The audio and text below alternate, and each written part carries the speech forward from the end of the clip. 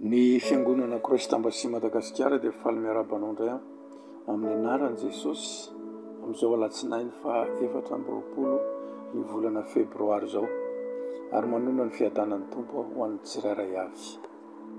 Androantsika dia indrindray ny rapsodian'ny fahamarinana izay mitondra ny lohateny hoe manapa amin'ny tontolonao.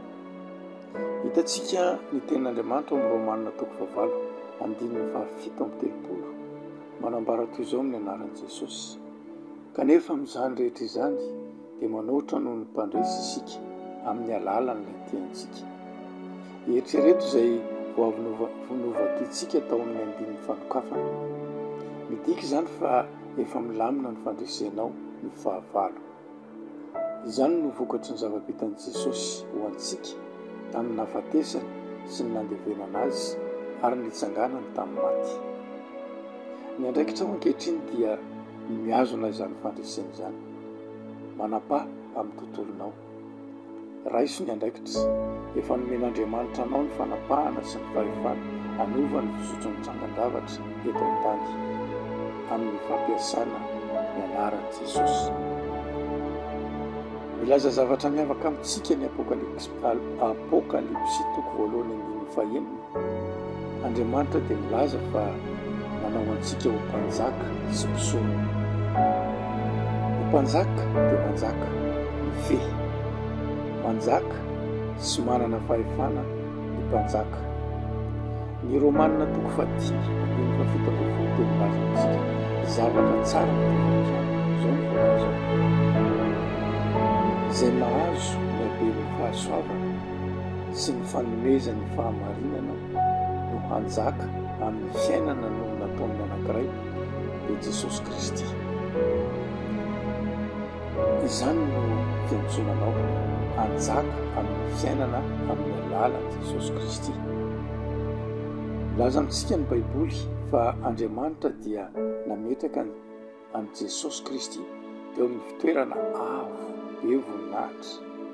Nametraka ny zavatra rehetra eo ambanin'ny tongony ary nanambara azy ho lohan'ny zavatra rehetra mba ho tombontsoan'ny fiangonana.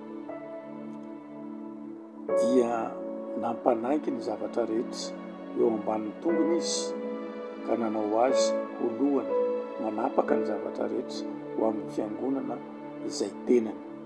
Dia ny fahafenony izay mameno izao zavatra rehetra izao amin'ny rehetra. Hitantsika izany ao amin'ny Efesianina 1:2-7. Ny fiangonana ny vatana, noho izany raha apetraka eo ambanin'ny tongony ny zavatra rehetra ary anisan'ny vatana ianao, dia midika izany fa efa napetraka eo ambanin'ny tongotra ny zavatra rehetra. Satana sy ny tsy fahombiazana, ny aretina, ny fahantrana ary ny fahafatesana dia eo ambanin'ny tongotra ao avokoa, voninahitra ny eo an'Andriamanitra. Efa mipetraka eo amin'ny tanana ankavanan'Andriamanitra ao amin'ny Kristy Jesosy ianao. Midika izany fa eo amin'ny toeran'ny fahefana sy ny herin'Andriamanitra ianao. Noho izany manjaka amin'ny fiainana ary fehezo ny toe-javatra. Aleluia. Ndao ary iarahantsika manao zao vavaka zao. Ray malalo, amin'ny fahefana omenao aho dia manapaka amin'ny tontoloko, amin'ny fatokiana sy fahasahiana aho. Tanterahiko eo amin'ny tanànako sy ny fireneko ny sitraponao sy ny tanjonao.